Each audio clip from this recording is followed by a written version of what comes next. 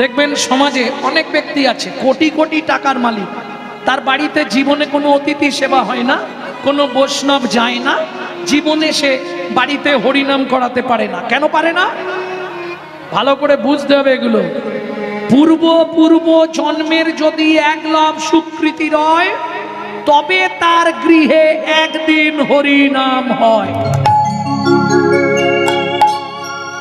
অনেক টাকা আছে কিন্তু পাচ্ছে কি? পাচ্ছে না। কেন? তুমি 3 লাখ টাকা তুলে রাখলে বাড়িতে মহোৎসব করাবে, এমন একটা কাজ করে টাকাটা ইনকাম করেছো, ভগবান দেখলো ওটা নেবো না, তখন কি করবে?